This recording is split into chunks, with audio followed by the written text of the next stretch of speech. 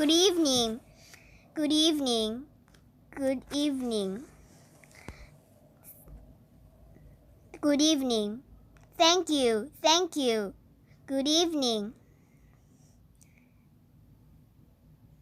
So, thank you. Good evening. So, Congressman John Lewis, before his passing, wrote, "Democracy is not a state, it is an act." And what he meant was that America's democracy is not guaranteed. It is only as strong as our willingness to fight for it.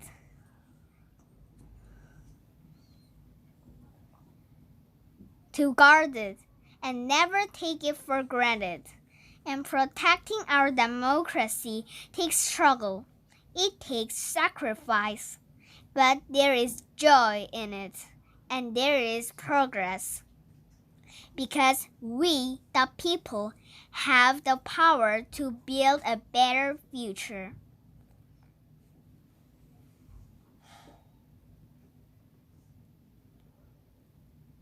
And when our very democracy was on the ballot in this election, with the very soul of America at stake, and the world watching, you ushered in a new day for America.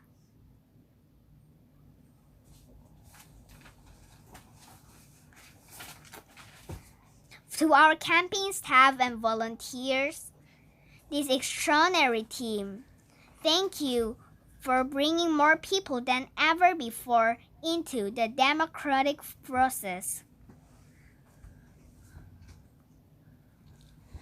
And for making this victory possible. To the poll workers and election officials across our country who have worked tirelessly to make sure every vote is counted. Our nation owes you a debt of gratitude.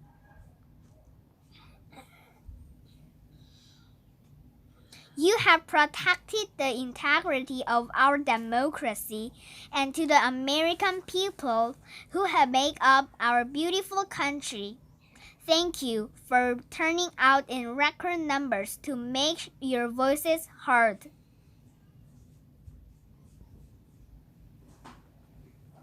And I know times have been challenging, especially the last several months. The grief, sorrow, and pain, the worries, and the struggles. But we have also witnessed your courage, your resilience, and the generosity of your spirit. For 4 years, you marched and organized for equality and justice, for our lives and for our planet. And then you voted.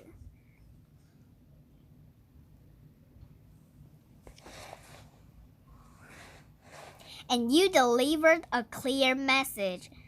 You chose hope and unity, decency, science, and yes, truth.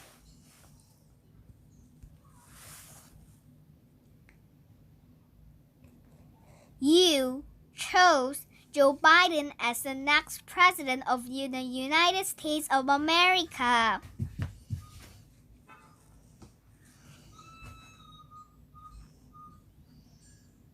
And Joe is a healer, a uniter, a justice and steady hand of a person whose own experience of loss gives him a sense of purpose that will help us as a nation reclaim our own sense of purpose, and a man with a big heart who loves with abandon. It's his love for Jill who will be an incredible First Lady.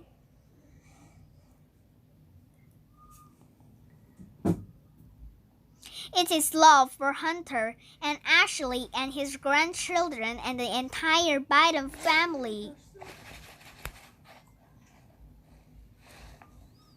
And while I first knew Joe as a vice president, I really got to know him as the father who loved Bo, my dear friend who we remember here today, and to my husband Doug,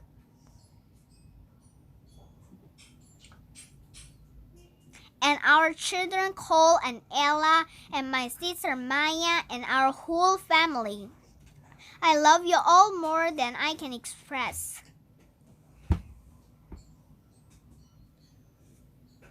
We are so grateful to Joe and Jill for welcoming our family into theirs on this incredible journey, and to the women most responsible for my presence here today, my mother, Shamala Gopalan Harris, who is always in our hearts.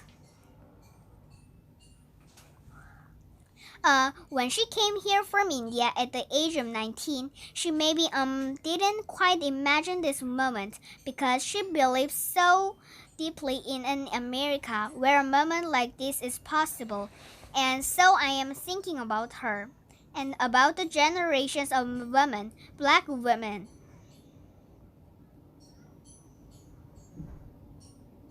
Asian, white, Latina, Native American women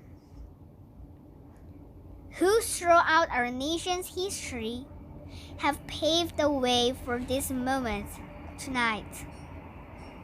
Women who fought and sacrificed so much for equality and liberty and justice for all, including the black women, who are too often overlooked, but so often prove they are backbones of our democracy.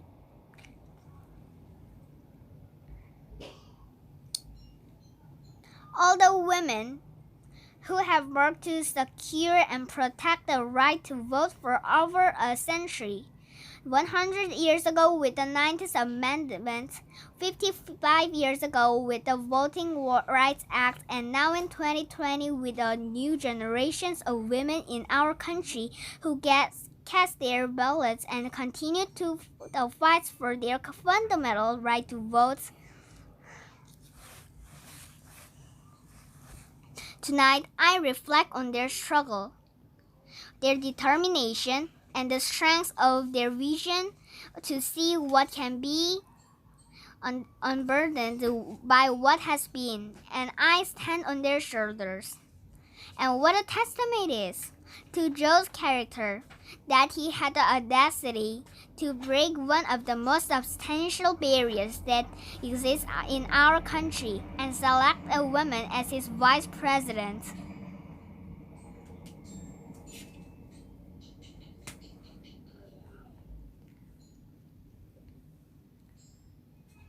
But while I may be the first woman in this office, I will not be the last.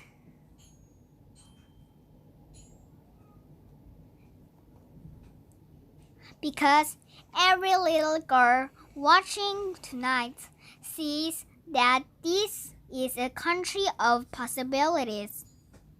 And to the children of our country, regardless of your gender, our country has sent you a clear message. Dream with ambition, lead with conviction, and see yourselves in a way that others may not. Simply because they've never seen it before, but I know that we will applaud you every step of the way.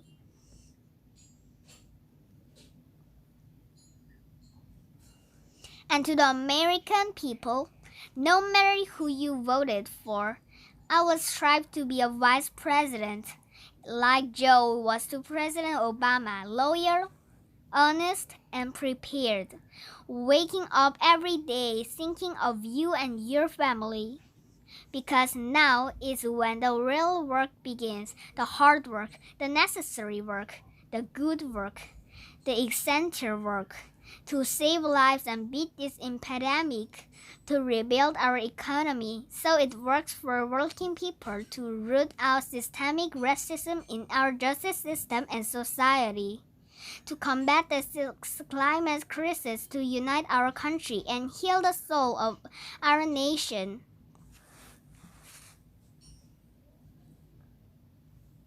And the road ahead will not be easy, but America is ready, and so are Joe and I.